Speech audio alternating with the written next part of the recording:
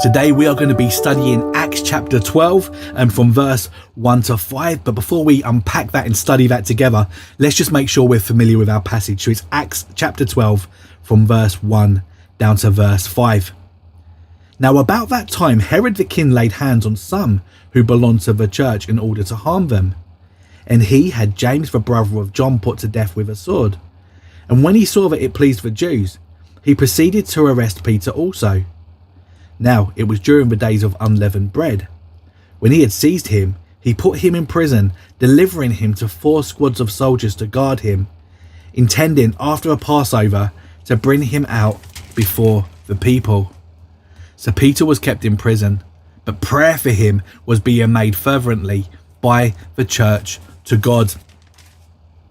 So Acts chapter 12 verse 1. Now, if you're like me when I first started reading the Bible, you might read about Herod and think, wow, this guy seems to have been reigning forever. This wicked Herod that we've read about through our study of Luke and through our study of Acts. But actually, this is the third Herod through this family of Herods that we've come into contact with. This is Herod Agrippa that we're reading about today, who is the grandson of Herod the Great. That was the first Herod that we came into contact with in Luke. When you remember this suspicious, paranoid Herod who thought that everybody was out to get him, and probably half rightly so as well. All leaders during the Roman times would have slept with one eye open because they was never sure who was going to betray them and try and take their position. But he was extremely paranoid, even to the point where he killed many of his children and his wife, and would kill anybody who he thought was a threat to him. And actually, one of the sons that he killed is actually the father of Agrippa, his grandson, who we're reading about today. So you had Herod the Great, who tried wiping out all of the young babies in trying to wipe out Jesus because of his jealousy towards becoming Messiah. So that was Herod the Great. Then we had Herod Antipas, who we've been studying about so much in the book of Luke. He was the Herod that was reigning during Jesus's earthly ministry for those 33 years. And then today, Herod Agrippa, who is the grandson and the nephew, so the grandson of Herod the Great and the nephew of Herod Antipas. Now, when Herod Agrippa was a young child, he was sent off to Rome, and it was there where he had this relationship, this friendship with Caligula, who was the Roman emperor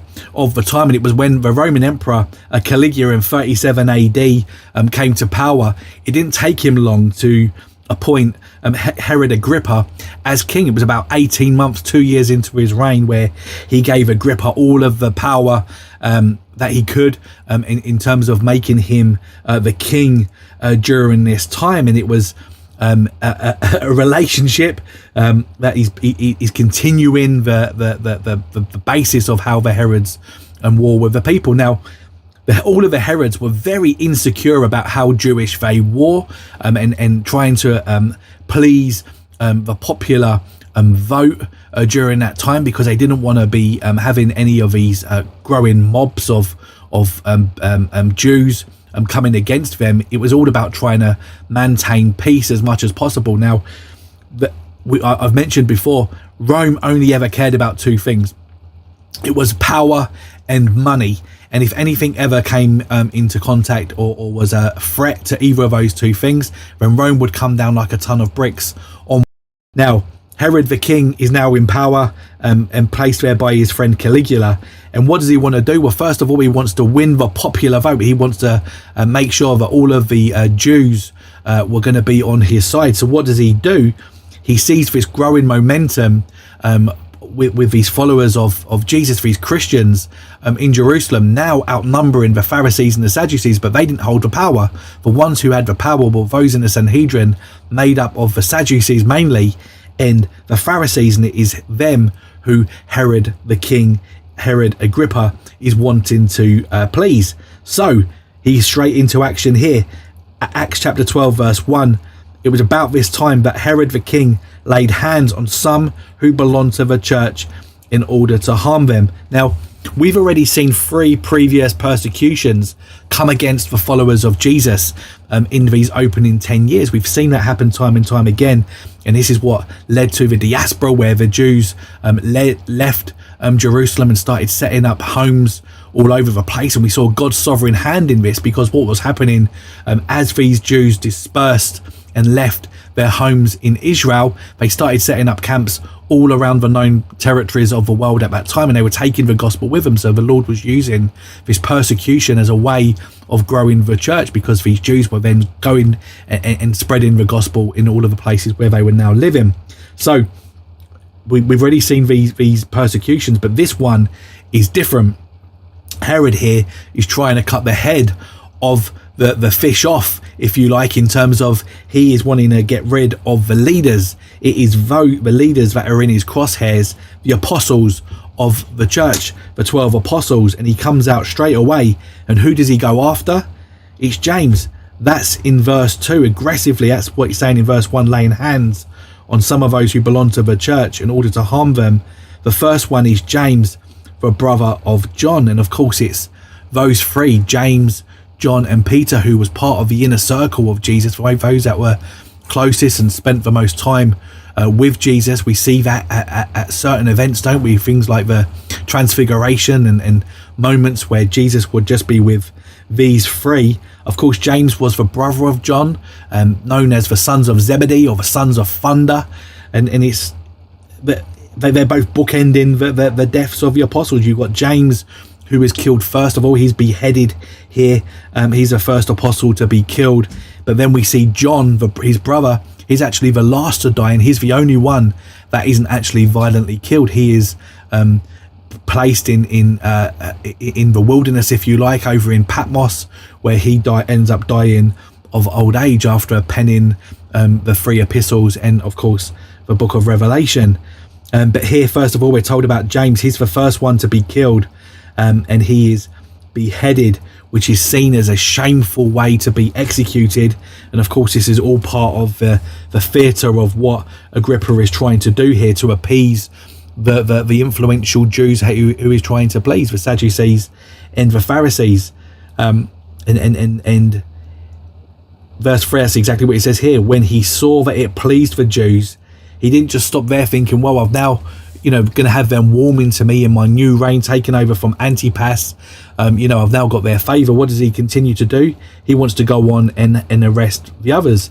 And now he has Peter in his sights. So, verse 3, he saw that it pleased the Jews. He proceeded to arrest Peter also. Now, it was during the days of unleavened bread. Again, God is sovereign over all of these things. It can look, when we're reading these things, that, oh no, evil, he's now got the upper hand. One of the apostles has died. Well, this is not outside of God's sovereign purposes, God's sovereign plans.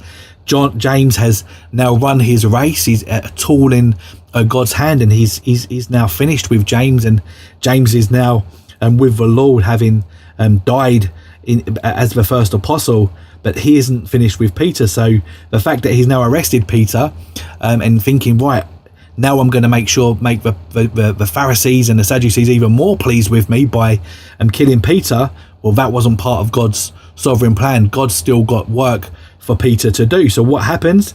This all falls within the days of unleavened bread. That means that there was going to be a 7-day delay in terms of being able to deal with Peter and have him executed as well. So what happens? He's imprisoned during this 7-day season, during the days of unleavened bread.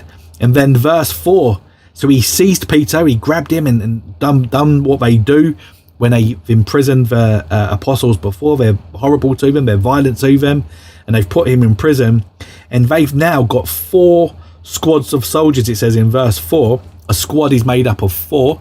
So 4 4s are 16. There's 16 soldiers now set aside specifically to guard him. Agrippa would have heard all about the prison escape from before, when God, of course, he would have cast any ideas of this being a supernatural work of God in terms of a prison escape before. He's now thinking, right, in the flesh, we're going to make sure that there's no way that he's going to be escaping this time. So there would have been 2 soldiers outside the front door. He would have been chained to 2 soldiers as well. There was 16 soldiers involved made here with the specific task of making sure that Peter does not escape during these 7 days where he's going to be held, until he can be paraded in front of the Jews, in terms of the Sadducees and the Pharisees. Another baying mob, just like they did with Jesus, when you remember how they did the same thing with him. So let's just read that again, verse 4, while we've got that in our mind. After he seized Peter, he put him in prison, delivering him to 4 squads of soldiers, so as to the 16 guards to look after him, to guard him, intending after the Passover to bring him out before the people. And then verse 5, so Peter was then kept in the prison, but of course reports of this had now spread to all of the believers, not only about the killing of James, but also the fact that now Peter looks like he's going to be having the same fate, because he's been held captive by the same person who had him James killed by the sword. So what do the Christians do?